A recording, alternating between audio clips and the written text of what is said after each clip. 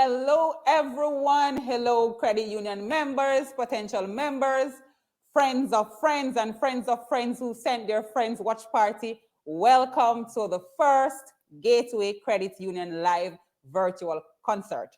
Now, yesterday, October 11th, marked the start of Credit Union Week, where credit unions worldwide come together to reflect on the work of credit union and, of course, to show appreciation to our members who are really the backbone of credit unions.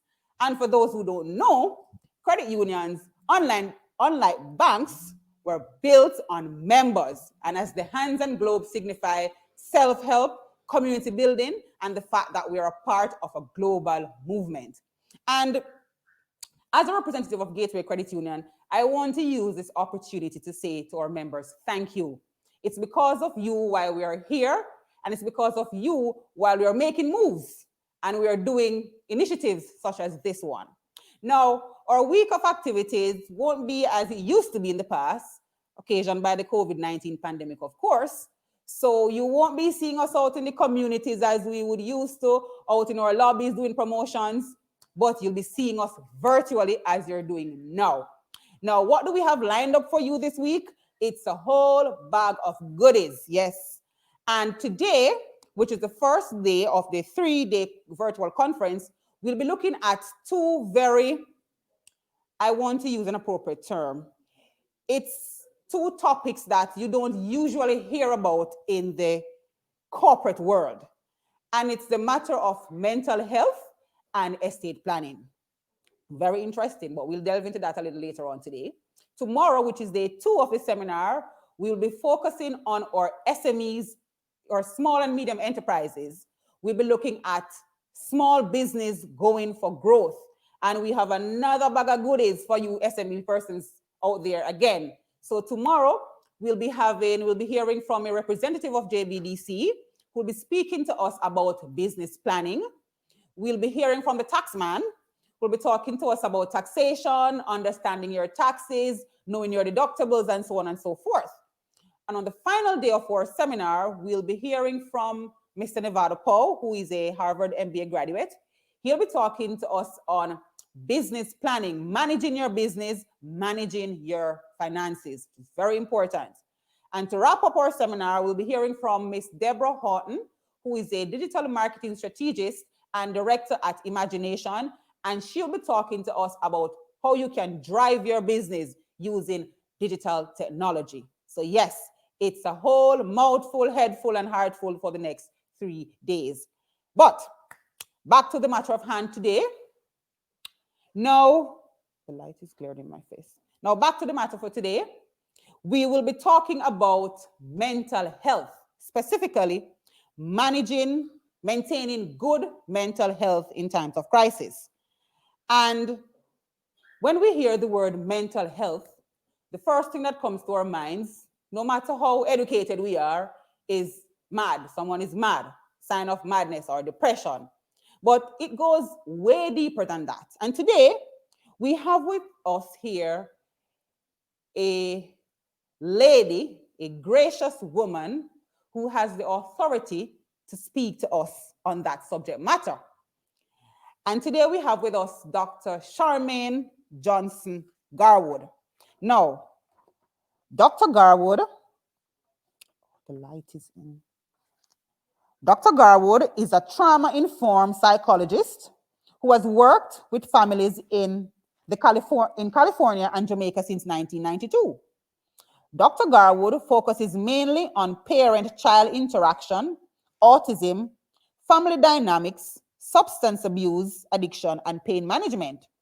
She achieved her bachelor's degree in psychology from the University of Miami and first master's degree in human resource management from Florida International University. She attained a second master's degree in general psychology from California School of Professional Psychology, and Dr. Garwood currently holds 2 doctoral degrees in clinical and industrial organizational psychology. She has served in higher education in Jamaica for over 12 years, lecturing in psychology and business management. Dr. Garwood actively engages in research, and her major work focuses on adolescents with behavior problems and trauma. She also serves nationally and internationally as a business coach. She is currently the clinical director of Child, Adolescent, and Adult Research and Services, CAARES Limited.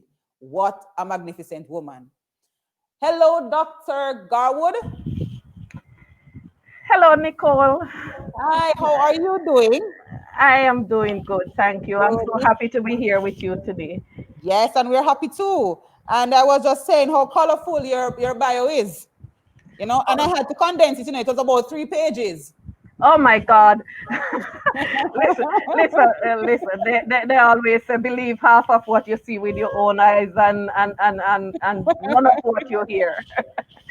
No, All that's right. all.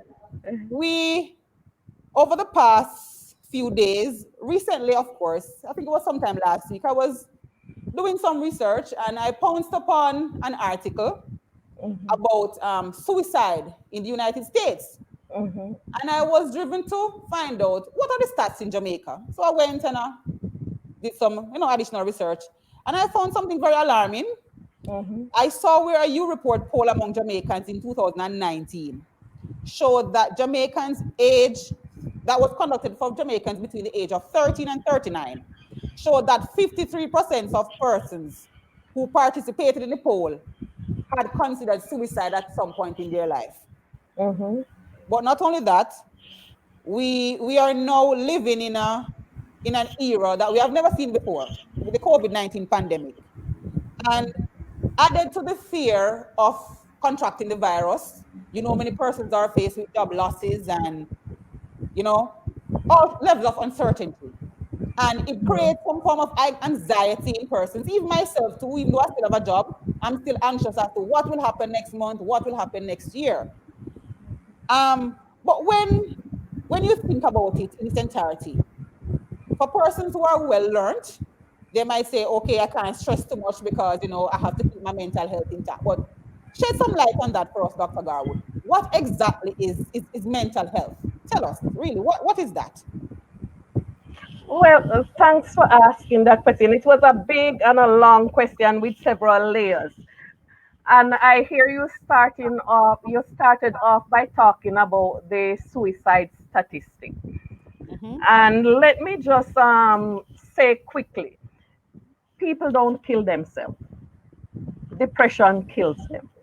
And so when you begin to, all of us will have some kind of ideation at some point in time when we are in a crisis, such as now. If you feel as though you are not able to cope with life stresses, then you might have some fantasy of exiting life.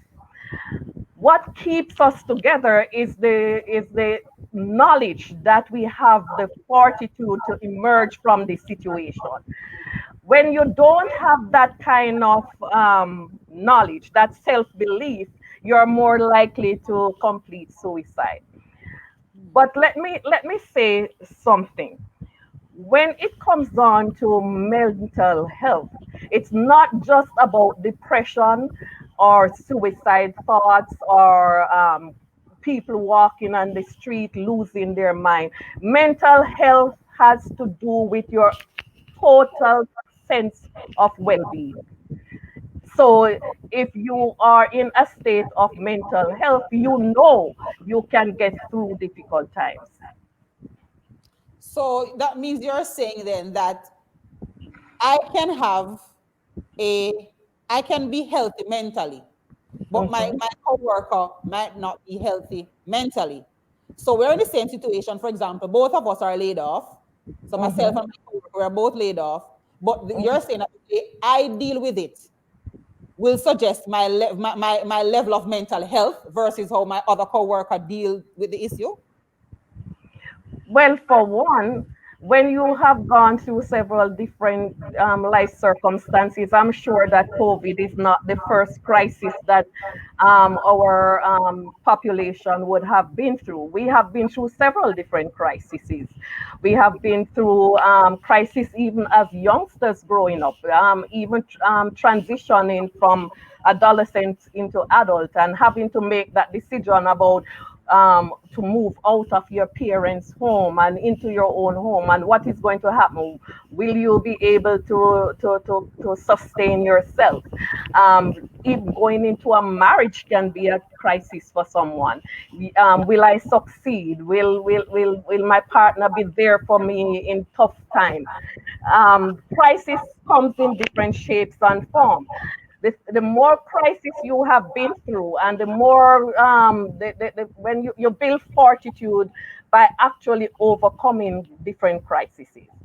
So a lot of people may, want a perfect life, but a perfect life does not um, equip you to be in this world, because things are not perfect. You will go through different things at different stages in your life, and you build up resilience by overcoming those crises. Okay, okay, understood. But let me ask you though, Doc, is there something called, what should I say now? I'm not depressed. I'm not anxious at this moment. And let me give an example. So I still have a job.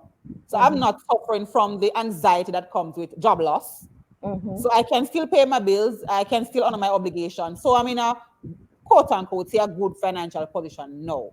mhm. But is there something that it's like I'm thinking that I may lose my job, and as a result, I might get depressed. And I guess some persons can relate. So you're not in a situation, but because you're preempting it, it gives you a level of anxiety. How can we deal with that? Well, that is definitely going to, when you look at what is happening, like in the COVID crisis, it is affecting every single organization, from the greatest to the smallest organization, large organization, small organization. So the worker himself will feel some kind of vulnerability, because if the economy is not stable, it's going to affect everybody. So the uncertainty is what causes the anxiety, not being able to predict. And when you're not able to predict your life circumstances, you are going to be anxious. You're going to be depressed sometimes, even vicariously by watching others around you get laid off, that you could have that vicarious trauma, because it's these are people you care for, and you're seeing them in crisis, and you're looking throughout society, your loved ones, your family members. You may be in a job, but then you see your family members being laid off and suffering, and not being able to come through for them, or not being able to help, give you a sense of helplessness and hopelessness that can cause problem for you as well. So definitely you can be affected, even indirectly, not directly. Oh, understood. And in the meantime, let me say to our viewers, please post your questions. We will be taking them at the end of Ms. Garwood's presentation. So send your questions, feel free, because we'll be taking as much questions as possible at the end of our presentation. So, Dr. Garwood, with COVID-19 upon us, so for those who still have a job, for those who don't have that, high level of anxiety as others, they still have to battle with other issues. For example, I am an extrovert and I can't stay still for one day. And when this pandemic hit us initially, I felt frightened, I felt nervous because I'm always, outgoing. I want to go somewhere, be somewhere, doing something. So now the quarantine and the isolation, can't see my friends as I used to. How can it affect me mentally or physically?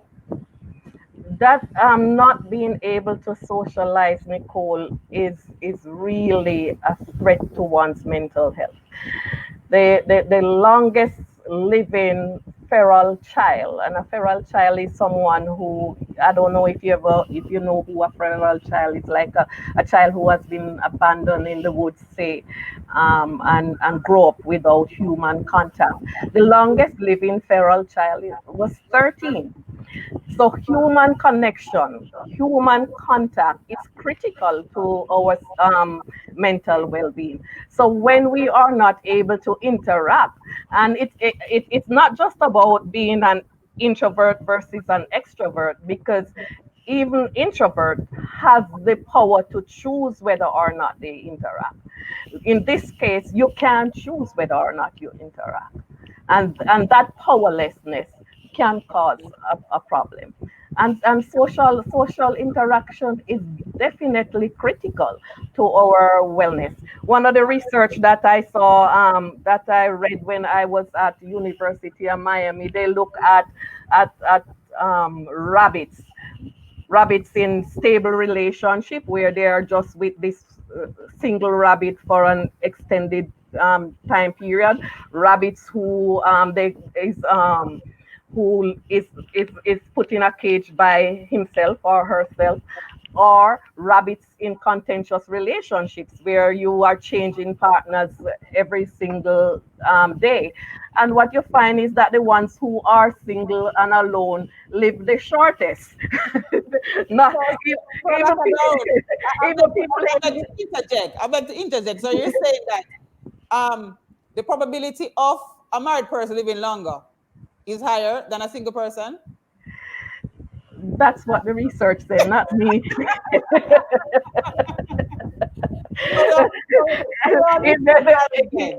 if the contentious relationship is sometimes more healthier than than isolation. Okay, understood. All right, you can go But, ahead. don't quote me on that, because sometimes you're in contentious relationship that is life threatening and you will have to get out. And so I wouldn't want you to think that it's healthy to be in a contentious relationship. What the point I'm trying to make essentially is that human contact is critical. It's critical, yes. But Dr. Garwood, we know that there are some other possible outcomes of the COVID-19 pandemic, other than the isolation, which I think if you're isolated over an extended period of time, it can lead to depression. But Mhm. I've been hearing persons on the streets saying that, jokingly, that boy, marriage is not gonna last now because husbands are home consistently, wives are home consistently, children are home consistently. So that again is another filter in terms of the effects of COVID-19, which is, increasing intimate partner violence because you're in each other's faces every day. Is there any truth to that? Well, I have not looked at this. I have not seen any statistics since the COVID-19 in regards to intimate partner violence. But one of the things that I know is that high stress give rise to irritability. And when someone is irritable, they're more likely to get in contention with whoever is there. And sometimes it's easier to take out that frustration on someone you can trust. You can't take it out on your boss because you'll get fired. And No, so, not in this time either. We're all good employees now, yes, We're all behaving ourselves now because we can't afford to lose our jobs. So yes. everybody on their P's and Q's now. Yes. So it's easier to take out that frustration on people who you know you can trust. They're not going to leave you. They're not going to abandon you in a crisis. So sometimes the people we love most are the ones that actually get the blunt of our frustration and our aggression. So I can see, I know that my little ones that I used to see, I don't see my little ones anymore because of COVID. I can't bring them into the clinic. And what I hear parents actually complaining about is that they are now acting out behaviorally because they don't have the ability to go out and take out that kind of energy and play with their friends and interact like they used to. So they get very irritable, and you can see that coming out in in their behaviors. So yes, I can see one of the things too is that most partners, they get married and never ever get to know each other That's because it's Dr. like Garwood, that's another subject for another day. So you sure you want to open that one this evening? No, I'm talking about how being together for a Yes. long period of time and have to be in an environment with each other when you never get to know each other before COVID. And now you're seeing the idiosyncrasies of this person that you have never seen before. Yeah. So of course that can bring out some kind of frustration. You a wife who probably never get to see the husband throwing his clothes down because they help her pick up. Now she's in the house with him. She has to deal with that. Never see the toilet seat up all the time because they help her close it. So yes, you get to learn each other idiosyncrasies, and yes, that can actually increase the irritability within the partnership. Okay, so Dr. Guard, persons like myself that probably I can have a bad day but don't show it. It's because of my personality. So I might be affected, maybe not me as an individual, but probably my partner or an extended family member who would have been affected by COVID-19. So indirectly, I feel a little bit of the stress. But I'm not seeing any signs. I don't feel tired. I don't feel depressed. I don't have headaches. I don't have chest pains. But something is not right. How can I identify, whether in myself or someone else, that there is a need for mental health? Well, When people see the obvious signs. one of the things that we do and encourage in mental health practice is the whole act of mindfulness. And when we practice mindfulness consistently, we are able to sense that physiological shift within our system readily. If you go about your day and never notice what you're thinking, what you're feeling, what you're experiencing, then it's not gonna happen now. You're going to feel irritable, and you don't even know what's causing that irritability. Mindfulness actually help you to detect triggers readily and easily, even before they get out of control. So we want to be able to monitor our triggers and sometimes just slowing things down, thinking about what we're thinking. That is what you call metacognition. You're actually getting in tune with your thoughts and your feelings. In my practice, every single time, barring no case at all, when I stop a client and say, "What are you feeling?" they tell me about what they're thinking, because they have never allowed themselves to feel. Because one of the things, especially in Jamaica, where we have so much trauma, you have so much trauma in Jamaica: sex abuse, child emotional abuse, physical abuse, death of a loved one, migration, poverty. All of that is traumatic. And in order to survive, what you find most people do is numb themselves to the pain. So over time, people stop feeling without recognizing they are no longer feeling. They are So, numb to the so, pain. so isn't that a cure then? So if I No, numb the no, pain and no, I don't feel it eventually, I don't experience it anymore, it's gone. no, it comes out in depression, anxiety, panic attack, and heart disease, blood pressure, diabetes, all kind of autoimmune problems. So no, that's not a healthy coping. I'm sorry, that will cause Oh, so, early so death. when I hear a person saying to put it in a subconscious and leave it there, well, I think I have a lot of things in my subconscious I need to clean out tonight, starting tonight. You're better. Because I am the kind of person too that will say, something bad happens and I don't want to think about it. I'm like, okay, let's pretend it didn't happen. So is that a good practice to do, to say, okay, I don't want to be Definitely not. confrontational. I don't want to have any argument with anybody. I'm just going to forget it happened and moving it right along. Is Not, that a good technique to use? no, it's not. It's absolutely not, Nicole, because emotions are energy, and energy cannot be destroyed. They can only be transformed. And so, if you don't process your emotion healthily, it will convert into something else that is most likely not healthy for you. Oh, so then we can conclude then that most of the suicides or the statistics that I read earlier on in the introduction, then it probably is rooted on years of pushing things in the back or not dealing with the issues. And not developing healthy coping skills. Oh, all right. But we heard all you said and some of your fancy dancy terms.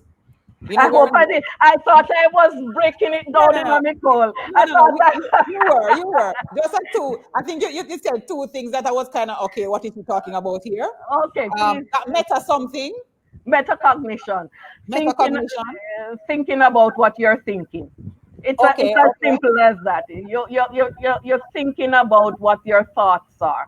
Because sometimes we have our, I'll explain this to my clients. You might have a thought, like you're sitting there and you say to yourself, oh, I wonder if my helper cook this evening. And then you just don't leave it at that thought. You're like, but last week Monday, she never cook. She leave out some overnight food where hurt my belly. And then the next thing you say, so that lady is not a good person. She's not reliable. And before you know it, you thought that one little thought become a composition, and then it move into an essay, That's true. and then it move into a sequel, and before you know it, is a whole series you have. And I want to add to that. I think that causes us as humans to be so unforgiving. So Yes, someone err once and we never let it go. So yes. everything else that they do going forward, we always create, like, wonder if. It's Mhm. like a person that steals. If you steal one time, every time I see around money, I'm going to be wondering, will you be stealing it again? Yes. I guess it's the unforgiving nature of human beings. But Dr. Yes. Garwood, we have some questions coming in. Mhm. From Stephanie's asking, I know that mental stress can cause physical illness. How can we know if our sickness is a cause of bad mental health? If one writer said 95% of your illness start with a mental disorder, or a mental maladaptive coping. 95? As much as that, Nicole, a lot of times, because stress is the number one killer. Name any disease you can think of, and other than those that are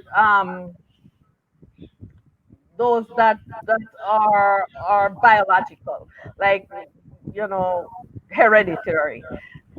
Most of the disease actually caused from stress. You can I lead heard that, but I didn't know that the stats were so alarming. a lot of it. 95. You can link most diseases to stress. So, Dr. Gowd, I've been having a pain in my right ankle from the other day. I need to want to find out if it's stress related. Well, one of the thing is, if say for instance, even stress impact on digestion. If you're stressed, highly stressed, then even your digestive system is off. And if your digestive system is off, then that affects your entire body, because that's food, how your food break down in your body, how it is Oh. absorbed and everything like that. So if you are highly stressed, you Mhm. are more likely to develop disease pathology. So, is that a spin-off of what we call stress eating? Binge eating is sometimes cause from another kind of different things cause you to binge eat, and sometimes when you're stressed you binge eat. But some of the my colleagues will tell you that even binge eating, if you remember when you were a child and you were distressed, your parents give you food, so you learn from early stages Right. that food is a comforter. you know Oh. my grandmother used to give me a glass of milk when I'm crying, and that would silence me. Okay. All So, right. So we have another question here from Dania. It says, what are the tips you have to manage work life from home and dealing with your family all at the same time? healthy boundaries. Healthy boundaries. There comes a time when you have to put yourself in an area, and they have to respect that you are off duty to the home population. You are at work. So if you had left your house from 9 and come back after 5, that's when they will have access to you. If you make yourself accessible to them throughout the day, they will keep banging on your door, asking you questions, interrupting you when you're supposed to be doing your work. And this will be that is only going to cause problem for you, because you will become irritable, and then you start fighting with the people at home, and you're frustrated. Now you can't function at home, and you can't function at work. So what you want to be doing is develop healthy boundaries from day one. I am unavailable from 9 to 5. And even if you don't have anything doing, you still make yourself unavailable unless there is a crisis. Okay. All right. All right, Dr. Garwood. So we have about less than 5 minutes left with you. So let's see how much we can wrap up in that time. So far we have gotten a lot of information, a mouthful and a headful. And what I like is what you just said about the work from home. You know, you have to create boundaries, because sometimes if under normal circumstances you are at work, then they wouldn't have had access to you. So that's a very good point. Any more? Let me ask my production team, is there any more questions coming from so for those who are watching, please share the video, create your watch party. We want to have as many persons benefit from these sessions as much as possible. So we have no other questions, Dr. Garwood? Hello, Dr. Garwood? I'm here. Yes, so we have no further questions for now, but I'm sure sometime in the near future, we'll be needing your services again. So Okay, thanks a lot. don't go too far. And with all your knowledge on mental health, I'm sure the upcoming session on real estate planning will benefit you too. So I want you to keep logged on to benefit from our next session. Well, I have another client right after you. So, but I did see Miss Brown last time we presented together as well. So I did take some of our advice, and I'm still taking some of our advice right now as we speak. So we can pay our bill. Yes. Okay, good. All right. Thank you, Dr. Garwood. All right. We just heard from Dr. Charmaine Garwood, clinical psychologist, on mental health and how you can maintain good mental health in times of crisis. Now, we'll be moving right along to our next presenter, and we'll be talking about a very, very, very, and I think it's one of my most interesting topics, estate planning. And for those who know me, they know why it's one of my favorite. And I see my CEO in the audience smiling. He knows why I say something like that. But I don't love money, guys. No, that's a disclaimer. All right, so we'll be talking about estate planning. I don't want to think about death. I don't need a will. My family can figure it out when I'm gone. Let whomever do what they want to do. I'm dead anyway. Estate planning has nothing to do with me because I'm not rich. And most of us, I'm sure, would have heard at some point in our life somebody saying something like that. But today we have in our midst, virtually, Miss Gloria Brown, who will be shedding some light on the touchy and often sidelined subject of estate planning. And let me see here. Miss Brown, she's an attorney at law and senior partner in her firm, Brown, Findlay and Company, formerly Gloria Brown and Company Limited. She was admitted to the Jamaican bar in 1986, having successfully completed her Bachelor of Law degree and certificate in legal education. Gloria possesses extensive knowledge and understanding of the law, and in particular, conveyance and estates, where she has covered a range of issues relating to land matters. In 2000, she left the office of the Registrar of Titles, where she spent 14 years to become the first ever land tenure specialist in Jamaica at the Land Administration and Management Program, LAMP. She was later promoted to project director. While at LAMP, Gloria spearheaded the drafting and eventually passing of the Land Tenure Clarification Act, which sets the legal framework for the operation of LAMP. A proud graduate of St. Jago High School, she has also excelled in academia, where in addition to her legal qualification, she earned a postgraduate diploma in public sector management and an MBA from the University of the West Indies. Her belief is in giving back of oneself and giving back to the community.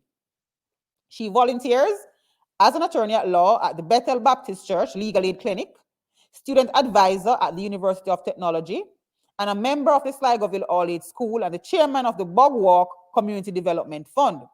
She's also the founder and teacher of the Sligoville Baptist Church Institute and the Philippa Baptist Church Legal Aid Clinic, as well as a deacon and lay preacher. And again, this was condensed. Welcome, Miss Brown. Good to have you here with us. Miss Brown?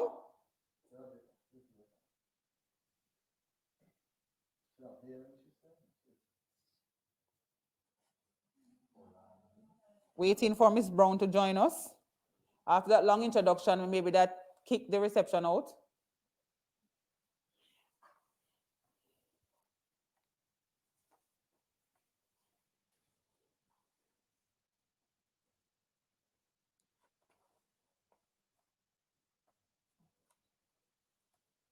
Miss Brown?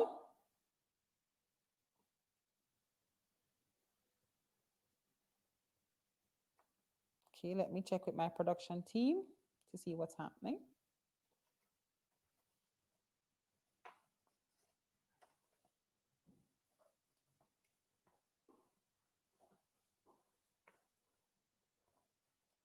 And again, viewers, remember to share.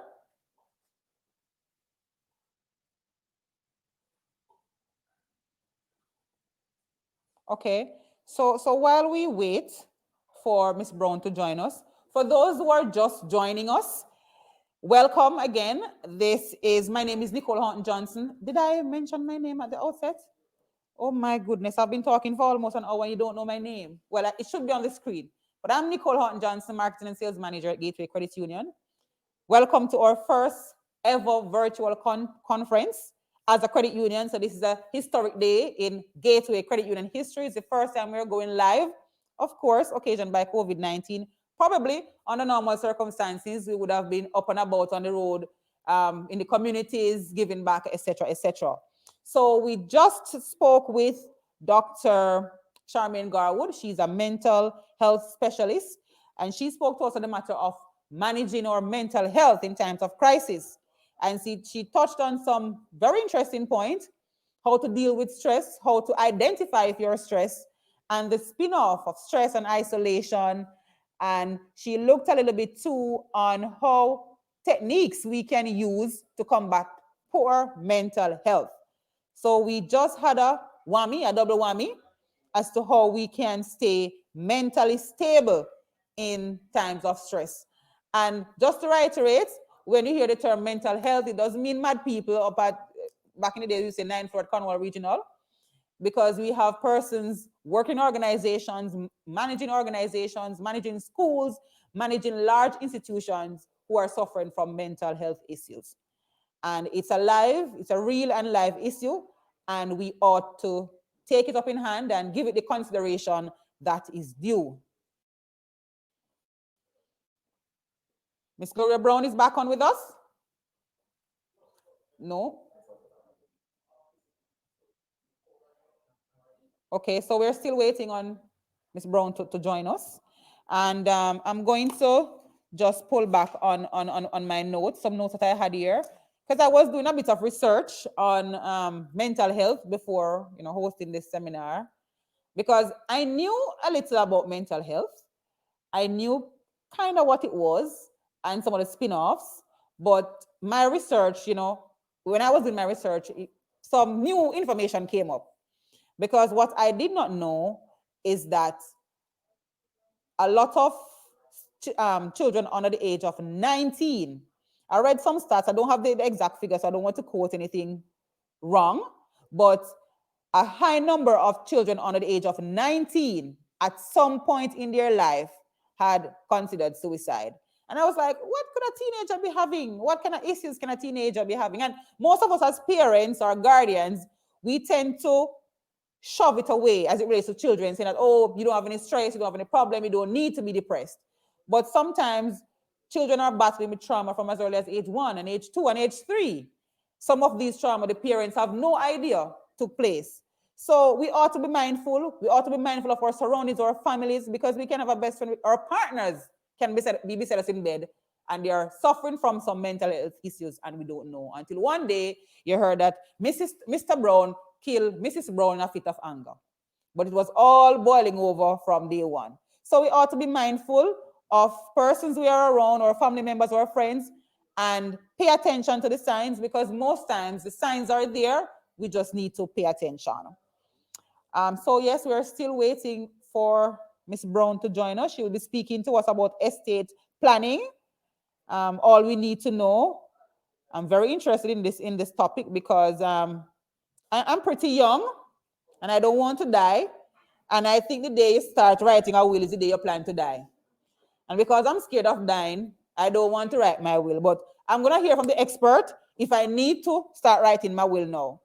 Because I'm just about 21. So why do I need a will? Is everything back up with Miss Brown? Miss Brown? Yes, Nicole. Okay, are you hearing me? Yes, I'm hearing you now. You had me waiting at the altar. I was sweating. my apologies. My apologies. I'm not sure what happened with the audio, with the feed. My maid of honor almost got my makeup. He was the best man. But welcome. It's just a pity that you didn't hear your very fantastic bio, which I had to condense. I did. I could hear you quite well. Okay, great. All right, good. Now, glad to have you here with us today again, Dr. Brown, Miss Brown.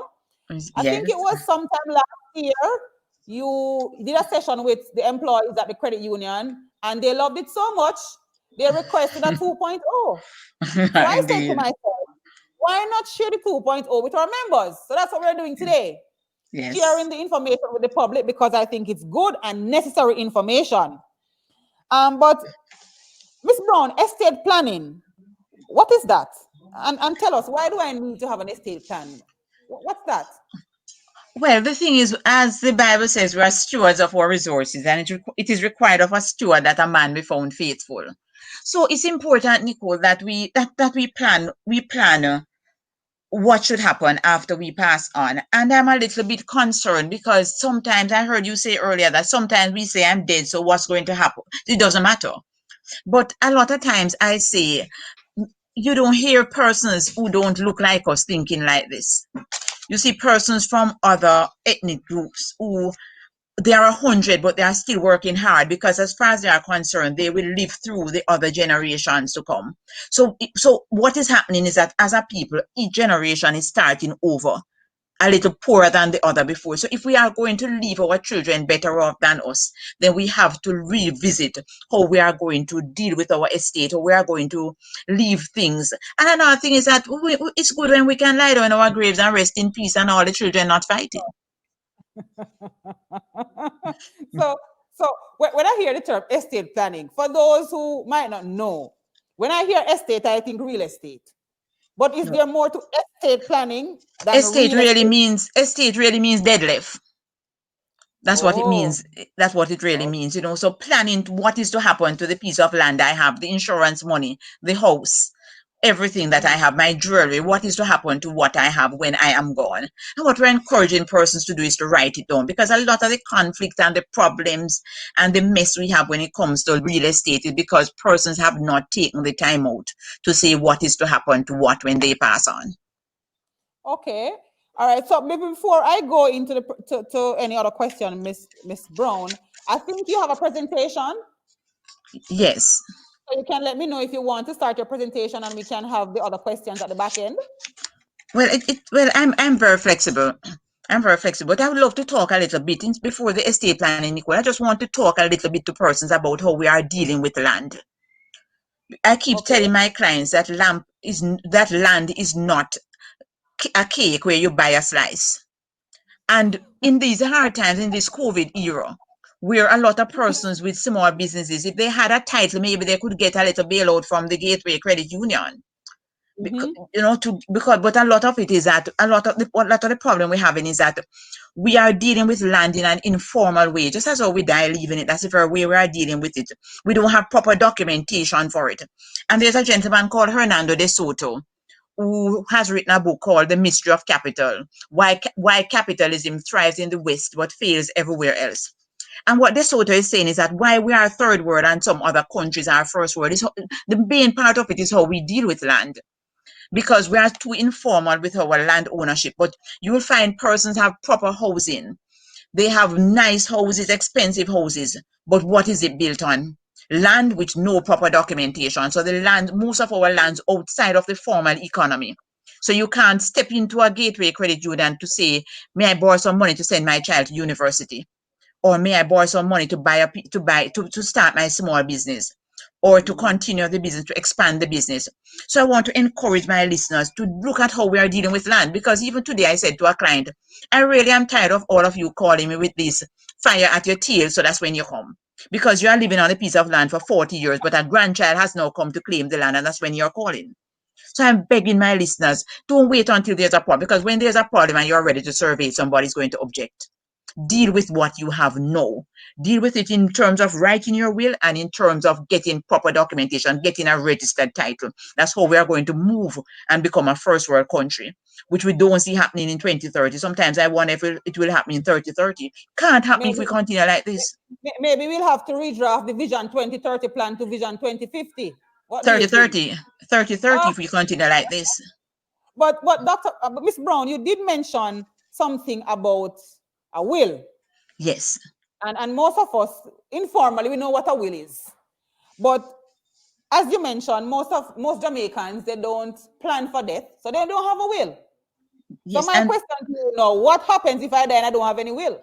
All right. And in this COVID era, it's important that we make wills, because I don't know if anybody took a look at the persons who died yesterday. They are 30s, 40s, and 50s. They were not the 80s and 70s. So this COVID has made us look at our mortality and to tell us that, because first time persons will call me and say, my grandmother died and she was 84, she died suddenly. We can't say that again. 84 is not sudden, I would say, but no, not even 20 sudden, because of the pandemic we're living through. And you're asking what happens if you don't have a will. I always say to my clients, if you don't have a will, the law has made one for you. And the law states what is to happen if you die without a will. If you die without a will and you have personal estates and you have a spouse, and your spouse is your husband or your wife, or the spouse is a single man living with a single woman for 5 years or more. And the law says if you die and you have a spouse, your spouse is to get all your personal estate. So the spouse is to get the jewelry, the car, the computer, the clothes, the furniture. The spouse is to get all of that. But the spouse will not automatically get the business, the house and land, and the money. What will happen to your business, to the house, the land, the money? What happens if you don't make a will and you have a spouse and you have one child? Your spouse is to get 2/3 of everything else you have: your house, your land, your money, and your child must get 1/3. If you have 2 or more children, then the spouse must get a half of the house, the land, the money, and the children must share the other half. So if you have 10 children and one spouse gets a half, children get the other half. That's if you don't make a will. Hold on, Miss Brown, because that one just hit me at many levels, and I'm sure it is hitting many of our audience now, or viewers. So you're saying that if I die and I have 6 children, yes, and a husband, the husband and you don't make a will. I don't make a will. The husband gets half, and the 6 children have to divide the other half. That's what you're saying? Yes. And that applies to your money, your business, your house, your land. Oh, Lord. Even if it's 10 pieces of land you have, spouse will get a half of them and the children will share the other half. So we can see that can be a problem. If you don't have any spouse, your children will get everything you have leaving. You died leaving. And if you have a child who has died, that child's children should get the child's share. So sometimes person will come and say, I'm the only one alive, so the property is mine. No. Those who have died, their children must get their shares. So your siblings, your nieces and nephews must get the share for their parents who have died. If you don't have any children, we just start this program. So Miss Brown, we just start this program, and I'm getting nervous already. But please proceed while I catch my breath. All right, Nicole. If you don't have Go any ahead. children, your spouse must get 2/3 of what you died leaving, and the parents must get the other third. If you Both don't have parents. both parents, yes. Yes. Okay. And that can be a bit of a problem. And I look back at that. If you don't have any spouse or children, your parents must get everything. If you don't have children or parents, your spouse must get everything.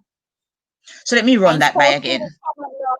And spouse mean common law or marriage. Spouse means the person you're married to, or the spouse is a single man living with a single woman for 5 years. So if you're in a common law relationship with somebody for 5 years, that's a spouse, as long as the person is not a married man you're living with.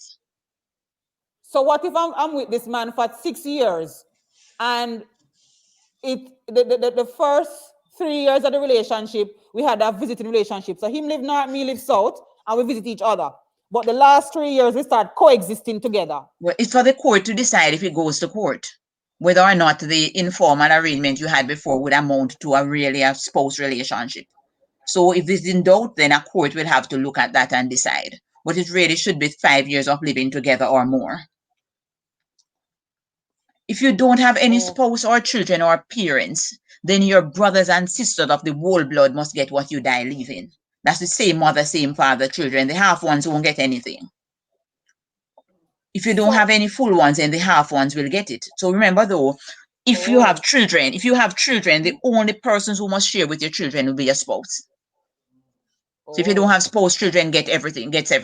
Children get everything. So remember, brothers and sisters will get nothing if there are parents, spouse, or children. Nothing for brothers and sisters, the person that leaving parents, spouse, or children. But okay, and that is if it's without a will. Okay, good. Yes. Ms. Brown, we just did a poll while the session was going on as to do you currently have a will? And the results are in. You want to hear the results, Ms. Brown? I would love to hear them. 6% said yes. Yes. And 94% said no. I can believe, and they all intend to make them. I always tell that making a will is like salvation. We all intend to be saved. But when? And I am in the 94%. Yes. Which is unfortunate, you know. And as soon as you reach 18, I heard you mention that before. As soon as you reach 18, we need to write something down. And I'm going to look at the formality. But let me just finish the table, Nicole, please. Okay. So I said, if you have spouse, parents, children, brothers, and sisters, if you don't have any of those, your grandparents will get what you have. None of those, no, then your uncles and aunts of the full blood, that's your mother and father's full brothers and sisters will get. None of those, the half uncles and aunts will get. So if you don't have spouse, children, parents, brothers and sisters, grandparents, uncles and aunts, then the government will get what you died leaving. So what about some cousins? Cousins don't come into the picture. The nieces and nephews don't come in automatically. So the government, sometimes they would have to petition the government to show that you have been supporting them, etc. But it's a difficult process, which is why we need to make the wills. What happened to the child who you have raised from a baby? If that child was not legally adopted, there's nothing for that child. So it's very, very important for us to write it down and start making it an intention, because we all intend to write it, you know. It's just that we have not been doing it. Busy. Okay. So you have completed your table, Ms. Brown? Yes, I've completed the table. All right. There's another question from one of our viewers, Cher. He's asking, if you had a land in your name and you pass without a will, without leaving a will behind, who will that land be given to? I guess. And I just told Cher, if Cher has a spouse and children, then the children will get a half and the spouse will get a half, etc. So Cher probably could say who is the next in line. So okay, then since not having a will is so disadvantageous, I guess we ought to all have a will. But yes. I want to have a will now. I want to say, okay, tomorrow I'm going to go to my lawyer, sort out my will. What is the first thing I need to do? So I want to will now. And the thing is, you know, Nicole, the first thing is that you don't need a lawyer to make a will. I always say to my clients, especially those who can't afford it, buy a will form. It's sold in the bookstore. It's very user friendly. And I'll tell persons what you need. The first thing you need to remember is that the will must be in writing. It must be written down. So you need to write. It can be written on an exercise leaf, a folder leaf, anything.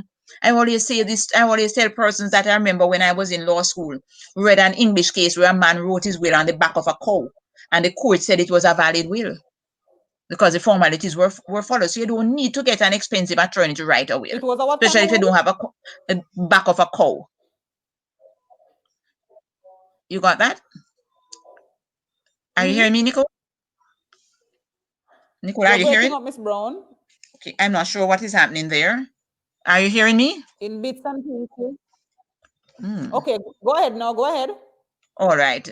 So I said that Go ahead now. person I'm wrote hearing you now. a person wrote a will on the back of a cow, and the court said the will was valid. So you don't have to get a lawyer to write a will. You can On the back write on of a cow. anything. Cow, C-O-W. Because the person was So out let in me the ask field. you, isn't it? So if I go and buy a will form, I don't have to get like a JP to notarize it or Not at anything. all. So how do I know that is an authentic document? How do I know that Tamar didn't write as if she's me, Nicole, and will out everything that I have? Well, it's for your relatives to contest it and to say it's not your signature. Because the lawyer could do that too. The lawyer could do that too. So the important thing, though, Nicole, the will must be in writing. And constantly persons coming to the office. My grandmother left the land for me. Did she make a will? No. So she could not have left the land for you. She did not make a will. Word of mouth cannot pass land, and constantly persons keep saying, my father left the land for because my father said before he died the land is mine. That does not count. If the father says the land is yours before he died and he did not make a will, it will belong to all of the father's children. Nothing special for you. So any gift of land must be in writing. You need to give it to them while you're alive or make a will. So the will must be in writing. Also, the will must be signed. A lot of us have wills, but they're not signed, so they're not wills. They're just a piece of paper. So the will must be signed by the person who is making it. If you can't write, you can make an X or you can beg somebody to sign it for you. Gloria Brown for John Brown. Also, the will must be witnessed, and this is the most important thing that causes wills to be invalid. Persons have not witnessed the will. So the will, you have written your will, Nicole, you have signed it, but it's not witnessed. When you are writing your will and you're ready to sign it, 3 persons must be there. You and the 2 witnesses, all 3 must be there at the same time. So if you ask me to sign your will today and ask Richard to sign it tomorrow, it's not a valid will. Oh, so both signatories must be there on the day to sign one time. Exactly. And they must see you sign. They have no right to read your will, so they are not to read your will, but they must sign the document. So you're saying that if Antoinette says to me, Nicole, I have a will, I need to witness it, I'm not supposed to read what I'm signing to? No, you're witnessing her signature, not the content. So if you don't want to sign it, then she can ask somebody else, but you have no right to read her will. Your will is private. Nobody has a right to read your will. Maybe just the person who is writing it. Miss Brown is schooling all of us today. Miss Brown, is another question coming in from Isema Sanderson. She's asking, what if I don't have a will, but my insurance coverage is for my mother? If the mother is a named beneficiary in it and that's all you have, then fine. Because even if you will the money to me, I would not get it because your mother is a named beneficiary in the policy. So that would be fine. So you're saying, and just for clarity and for the audience, is that if you have someone, whether on your account at the bank or insurance as a beneficiary, that overrides anything that is in the will. Even if the will was written subsequent to you opening that account or opening. Definitely you can't do that. And I'm glad you mentioned people in your account, because person needs to be very, very careful who you put in your account. A lot of you don't want to have your name alone in the account, but most times you might put the name of one of your children, but you don't want that child alone to get it. So get some proper documentation to show that that child is a trustee. Because if you die and my name is on your account, the money is mine. When you pass on, I don't have to bury you. You can stay on ice forever. The money is mine. I'm a joint account holder. So be careful who you put on your account. Make sure there's something there to show that that person is a trustee holding the money on trust for your burial and to be shared otherwise. Okay. So since you're on that matter of children on account, I've seen where a lot of persons come in, open an account, they have 4 children, maybe 2 minors and 2 over 18. And they say, okay, give each person, give the 4, 25% each of whatever I have in my account upon death. But because this little one is under 18, she's 10, I need to designate the older sister as a trustee. Yes. And that trustee, who would have already gotten 25%, still claim the minor's 25%? It depends on what documentation is in place. So proper documentation should be there to show that that person is a trustee. It's very, very important. And another thing, as you speak about trustees, executors are also trustees. When you're writing your will, you need to appoint persons to be your executors. You can have as many as 4 of them. But it's very, very important to choose the executors with care. Because the executor is a person who is going to go and collect the money you have in the credit union, the NHC contribution refund, your insurance money. The executor's name has to go on your title before it goes to the beneficiary. Executor has the right to sell your property. Even when you put in the will that the property is not to be sold, it's against the law to say property is not to be sold. Executors have the right to sell if they want. And executors are entitled to 6% of your estate. So you have a $5 million house. Executor is to get 300,000. That's 6%. If you don't, the executor doesn't have the money to pay it to get that to pay him or herself. Executor has the right to sell. They don't have the money to pay the lawyer to do the probate. Executor has the right to sell. Executor is free to sell. So I always say to persons, make your beneficiaries your executors. As long as they are old enough and responsible enough. So you're leaving the things to your children and your spouse, make them the executors. Oh, that's it. And listening to you talking about the executor, that person seems to have a lot of power. A lot of power. And I've had instances, Nicole, where I have 2 instances where persons appointed. In these instances where sisters appointed sisters as executors because they had young children. Sister executor probated the will, collected the money, and went abroad, not a dollar for the children. Oh, Lord. Okay, another one lived in Jamaica, collected the money, refused to give the children any money to go back to school, just pocketed the money as executor. So you have to be careful. So, Miss Brown, so if I appoint an executor, but I didn't know that the person is kind of shady, into hanky-panky stuff, and they rob, in this case now, rob up the money then. Is there any way that the beneficiary can be compensated? Yes, you'd have to go to court, but most times when you find these persons, they are people of straw. They have spent the money already, or they have hidden it so well. The most they can do is send them to prison. And how is that going to help you?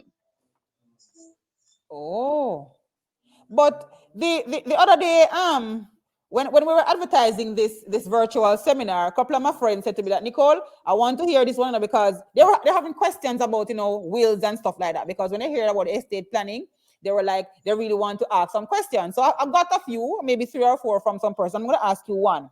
So a friend of mine, Anne, she said that the other day she was purchasing a property and the lawyer asked her if she wanted to do joint tenancy or tenancy in common. Could you advise the audience what is the difference between joint tenancy and tenancy in common, and does it make a difference in the event of death? All right. So when you're buying property, Nicole, you really need to discuss that with the attorney. If you are buying the property alone, then the issue of tenancy, you're just a sole proprietor, we call it. So that's not a problem. And I'm going to be answering your question. When parents come to me and say they are adding children to their titles, I always encourage the parents to take a life interest. That's another kind of tenancy. So the title would read to John and Mary Brown for life and after death to the children. Because when you keep a life interest, if you want to sell the property or you want to mortgage the property, you don't have to get permission from the children. And usually I get the children to sign a document to say if mom sells the property, the money is hers. So the other important tenancies would be joint tenants and tenants in common. And a lot of times, some of my colleagues, because, for example, a husband and wife should come into the office and buy property, a lot of time we say they should be joint tenants. What's joint tenants? What's joint tenancy? When people are joint tenants, the principle of survivorship operates. Whoever lives the longer or the longest will own the property. So John and Mary buy a property and they are joint tenants. When John dies, the property will go to Mary alone. So if John makes a will and will the property to his children, they cannot get it, because when you are joint tenants, the survivor will get the property. So 10 people buy a property as joint tenants, the 9 of them die, the one who lives the longest will own the property alone.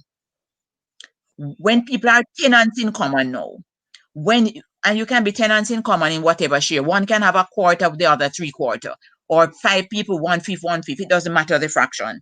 But when persons are tenants in common, when one dies, the others will not get your share. Your share will go to whoever you willed it to. If you don't make a will, it will go in the order in the table I was talking about, the spouse and children or parents, etc. So people ask which one is better. It depends on your situation. So when a couple comes into my office, Mr. and Mrs. Brown. I say, Mr. Brown, if you should die, would do you want to get the property? Mr. Brown, I say, Mrs. Brown. I say, Mrs. Brown, if you die, would do you want to get the property? She says, Mr. Brown. Then I make them joint tenants, so whoever lives the longer will get it. But Mr. Brown might say, I want my children to get the property. And Mrs. Brown might say, I don't have any children, but I want my niece to get my share. So I know they need to be tenants in common, so each of them can will his or her share. Oh, so, oh, interesting. So you're, just for clarity, if I am married and my husband and his sister owns the house that we live in for 15, 20 years, I've been living with my husband and the house is in his and his sister's name, tenants in common. If he passes on, she has the right to chase me out of the house. No, tenants in common means that you will get a part of his share if he doesn't make a will. Because if you are joint tenants, no, she can chase it out because she's a survivor. So the joint is like the joint account. Use that to remember. I should have said joint tenants, sorry. So right. If there are joint tenants, she can chase me out. She can chase you out because she's a survivor. It's hers. So in that case, then you're saying ownership precedes marriage. Yes. Yes. Okay. Yes, or he could have bought it after the marriage in his sister's name as well. So you know, she could still chase you out. So if I'm married to him for 20 years and him go behind my back and buy the property with his sister, I don't have no claim to it? You'd have to go to court and show the court and show the court why you should get a share.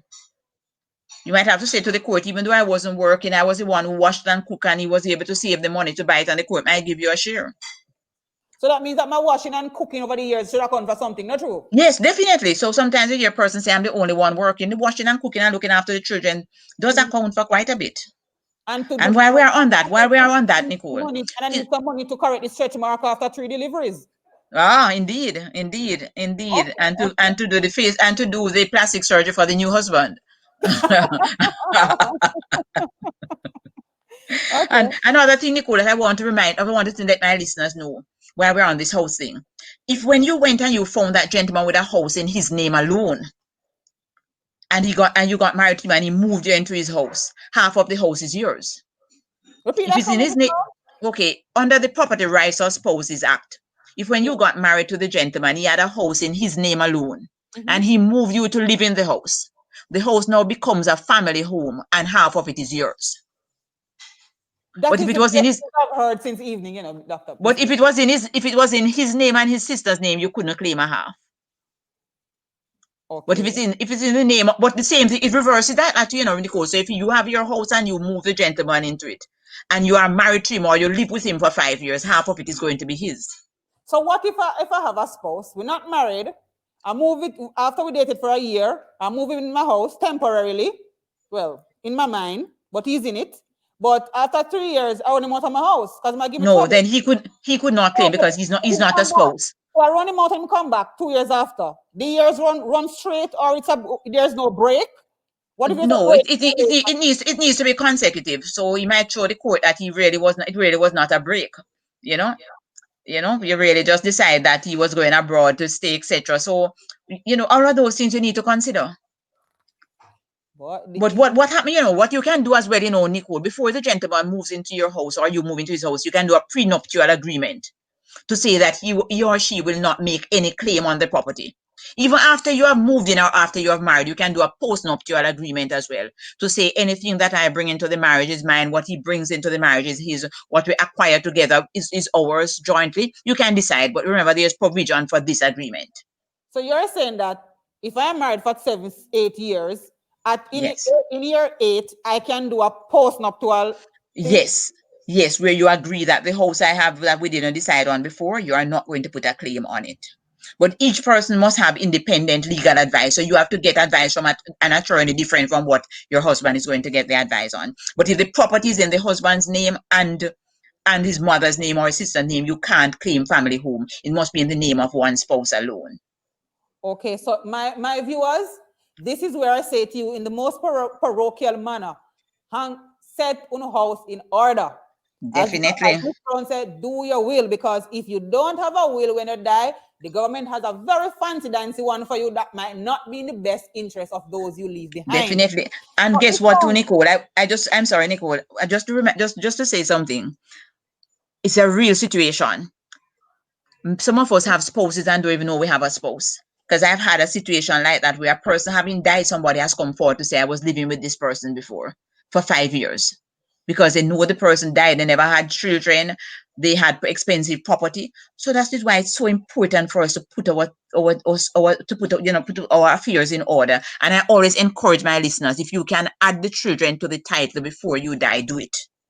So, Ms. Brown, are you saying that if I am over here very impoverished, for example, and I see Mr. Sanderson over the corner, rich old man, lot of properties, and when him die, I can walk in and say I was his spouse, but it was a secret Yes, relationship? yes, it's for you to prove it now. To prove and to say, to prove that you were the spouse. And while you're at that, I'm going to say I've had 3 situations where children, the parents, mother has children live abroad, mother has died, father is now here alone. They have employed somebody to look after the father.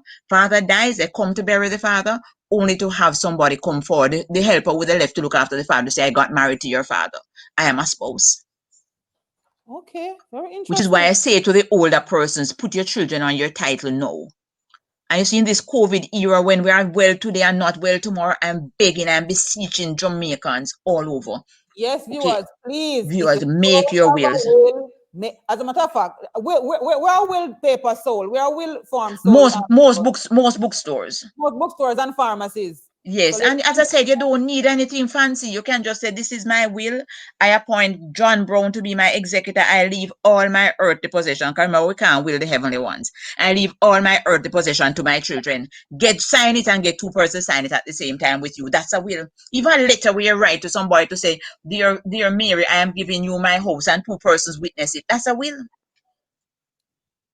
But let me touch I on see something persons again. are asking for my contact information, Nicole, and I'm going to ask them to get a pen so I can give them a WhatsApp number to call me. So All right, viewers, so they can just keep their pens, and I'll give them the number afterwards. okay then. So you'll give the number afterwards. Another All thing I want to mention, Nicole, is something called the Inheritance Act. That's a piece of legislation where if you make a will and you fail to make provision for somebody who is dependent on you after you die, the court could change the will. So, for example, you decide that, boy, I don't like this man again, and when I die, I'm not leaving anything for him. He can go to court after you die and tell the court that Nicole died leaving a lot of money and house and made no provision for me. And the court can change your will after death. But the court won't just get up and change your will. They will really? they will decide, they will look to see what you died leaving, what he has for himself. Why didn't you leave anything for him? Which is why when I'm making wills for a person and they don't want to leave anything for a child or a spouse, I put it in it. I leave $1 for my husband, John, because he's so wicked. He has treated me so. Put I was something there so they can know it's not a I mistake. was just about to ask that. What if the man used to beat me night there 2 times on Sundays, and I don't want to give him a cent? Nicole, divorce him because he's your spouse. Right up, if you don't divorce him, he's your spouse. So But he decide if you must bury, where you must bury, how you must bury. I have a situation where a gentleman, I saw a friend of mine some time ago, and he was so sad. I asked him what happened. He told me that his aunt died, and the aunt's husband, the aunt and the husband were separated for years, and the aunt died. And they planned the funeral. Everybody turned up everybody turned up at the church, but nobody, the body was not there, no casket, anything. The husband stopped the funeral. Say he heard that the lady died leaving insurance money and she's not going to be buried until he get his share. But he's the husband, she never made a will, so he's in charge. So even if your separation is not divorce, still your spouse decide if you're buried, when you're buried, how you're buried. Okay? oh I had my, another situation where the children and the children and the spouse, the children and their father were estranged. They were not getting on. The children sided with the mother. And what happened is that the mother died, no will, and the gentleman came forward and said the mother must be cremated just because he knew that the mother did not want cremation and the children did not want it. He decided he was going to spite them, but he's the husband. so Miss Brown, pardon me, but all this information, Jamaican, it have me away. Okay, so there's this sad question I had burning before I went into the land. I'm going to ask you then the final land question. I work at a financial institution, and I've seen cases where persons die using a motor vehicle as security for the loan. Yes. The surviving party was named as the beneficiary of that asset in the person's will, but that asset was used as security. Can the spouse just walk into the bank with evidence that the asset was willed to him or her and get it? No, you can't give anything unless a will is probated, Okay, So and that you has to go to cannot the court. release anything. If the will is probated, then you have to do the probate is an order of the court giving permission for the will, for what is in the will to be shared. So if somebody comes in with a grant of probate and show that I am the executor, you have to give the executor whatever is there, unless there was something there to say in the credit union, as I said, like an insurance with a named beneficiary. Otherwise, when somebody comes in with a probate, that person is standing in the shoes of the dead person. So whatever the dead person owns, you cannot disobey this order from the court called a probate to give the executor whatever the asset was. Okay, good. All right. So, Miss Brown, I'm going to open a can of worms. You see that I'm sure Yes. some of our viewers are curious to hear the answer, but they don't really want to ask it. So, Yes. in Jamaica, we have what we call outside children, Yes. right? And there are Yes. the colorful words that are used to refer to outside children, but Yes. let's not use those words in this forum. I will. So these are the ones that are conceived outside of a marital arrangement or an official Yes. arrangement. So Yes. Mark Joe died, but he had 3 kids with Mrs. Joe. Yes. She had 3 kids that Mrs. Joe didn't know about. So after Yes. Mark Joe passed on now, pop up out of nowhere with evidence that they are his children, probably DNA test or whatever it is. How is that treated? So Mark Okay. Joe there, him have 3 children in the marital in the marriage, but he had 3 down the road with Miss Brown, with one other Miss Lady. Now, Yes. when him die, Miss other lady children come and said they are children of Mr. Brown, Mr. Joe. How that work out now? All right. One of the most important pieces of legislation ever passed in this country was the one that Michael Manley passed called the Status of Children's Act. And we hear they sing this song all the time, no bastard, no day again. It's one of the most important pieces of legislations ever passed in this country. Mm-hmm. Because let me just tell you something before I say that. I had a situation where a man died before 76. He died, I think, in the early 70s, like 72. And he died leaving property.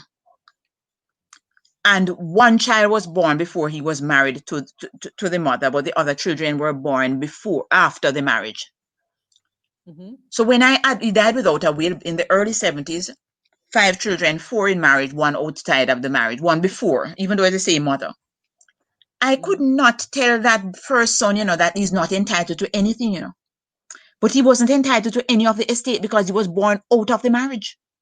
Same mother. But when he was born, the parents were not married. Before the Status of Children's Act, there was nothing for children who were born outside of a marriage. Mm. So when the Status of Children's Act was passed in 76, because the reality is that most of Jamaican children born outside of a marriage. So what the Status of Children's Act is saying is that a child is a child. So no matter if they're born in the marriage, out of the marriage, under the marriage, over the marriage, a child is a child. Yes, So and I touch everybody on that entitled to because, the same thing. and I touch on that because I know in Jamaica, and I guess most other countries, wives are very territorial. So if Yes. I find out upon the time my husband that he was being promiscuous, more so having children outside, I'm going to try to do all I can to ensure they don't get anything. And I guess that's Ah, how people think. But if you're saying that legally that can't happen, no, so not at all. The all the children in and children have out to be treated equally. equally. So half for the wife and half for the other children, no matter where they're born, how they're born, as long as they are the children of the person who died. So I guess now what this leads to is for married people to have open and honest relationships. So Yes. husbands, if you know you have children outside, declared from early. Save the And marriage. and Save the another thing, Nicole, is that and why I want to encourage persons as well to make wills, that when you die without a will and you have a young child, no lawyer can help you. Only the Administrator General's department has to deal with that estate, and they take long. I know people waiting for estates for 40 years and still not administered. 40 years, 40. 40 years. I have 40 years estate where persons have died, squatters have taken over the places. So it's very, very important to make a will. And I mentioned that because a lady came to me some years ago, and what she said was that her husband had died. He had died suddenly, and he never made a will. And what happened is that she thought everything was okay because the children were adults, so she could go to a lawyer to administer the estate. But what she said was that when she was at the funeral, she saw a lady come over the casket with a baby, pass the baby over the casket, and said to the baby, "Look at your daddy." Oh Lord. What? So Do you know that that estate was just tied up? No, because the administrator general had to take it over because there's a minor in the estate In the estate. and he never made a will. So all of these things that you said, we really need honesty because we have a lot of challenges. Yes, yes, yes. Oh, good. But I have one final question before. Let me check with the producer if there's any other question from the feed, from the live, if there's anyone asking any questions before I ask my final question. But in the meantime, while I'm searching, I was doing some reading the other day, Miss Brown, and I saw something, and I'm sure my memory serves me right, about living will. Yes, it's an American concept, and I think Okay. it's really a trust. Yes, we Okay. don't have this living will in Jamaica. What is it? The nearest thing we have to it is what we call a power of attorney, where if you want somebody to deal with your affairs, you can give them a power of attorney where they have the right to sell and to mortgage and to do. And it's something that I tell persons to be very wary of giving people power of attorney, because if you give me a power of attorney, I can just get up and sell the house you're living in. So if you want me to do, suppose you want to give me a power of attorney just to license your car, restrict it to that.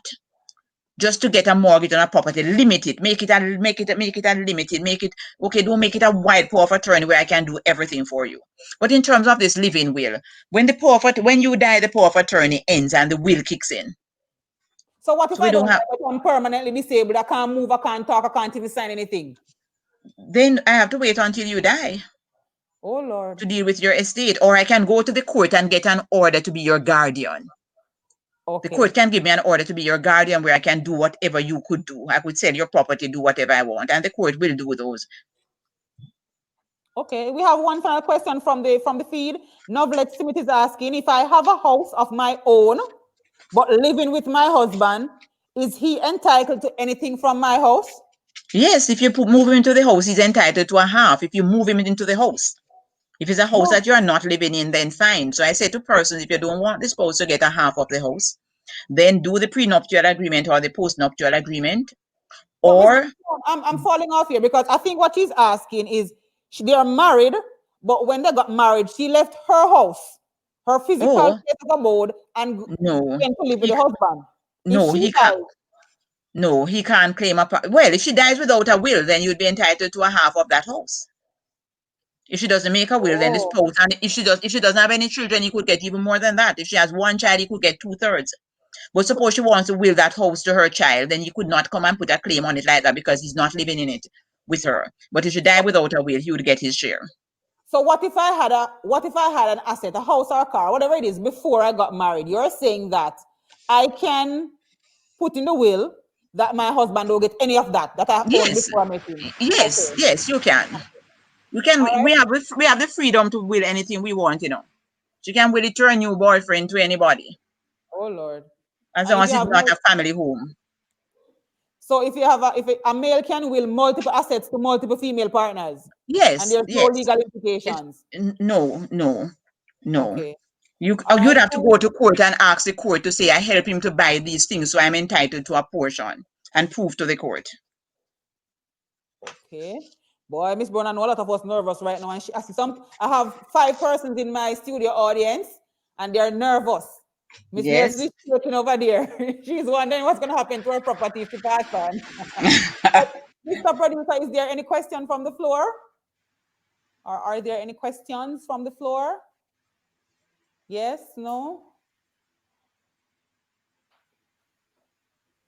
So you can state your name and ask your question. Hello, good evening. Hey, good evening. My name is Damar. Well, Yes, I must Demar. say that this program is a very informative one. And Thanks. I've been waiting to ask a lot of questions, but unfortunately, you answered most of them. Wonderful. But I must ask, do we have different types of will? And if so, can you name some of them so I can have an understanding and what it entails? No, you just have one type of will, a will that which writes down what you want to happen to what you have when you die. Okay. There's no other type that you could have. And you can make a will every day. You make one for your son today and he doesn't have any manners, you make another one for your daughter tomorrow. If you die and we find 100 wills, the one with the latest date that will count. So you can And change your will every day. okay, so what about if we make a will and we want to do away with that one? We don't want to You have just that. tear it up and make a new one. And Okay. another thing I'll tell a young man like you is that marriage revokes your will. So if you get married, your will is not good again. You have to make one after you're married. Okay. So And he's married. if you make a will today and you get married tomorrow and then you die, the will doesn't count. It's as if you die without a will. So marriage kills your will. You have to make one after you're married. After you're married. Okay. Yes. All right. And thank you for the information. All right. My pleasure. We have another question. Okay. Yes, one quick one. Now, Yeah. given the world that we live in, what if I do not have I have a child, he's a minor.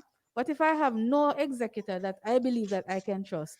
Do we have to have an executor, or is there a way around that just You for the child?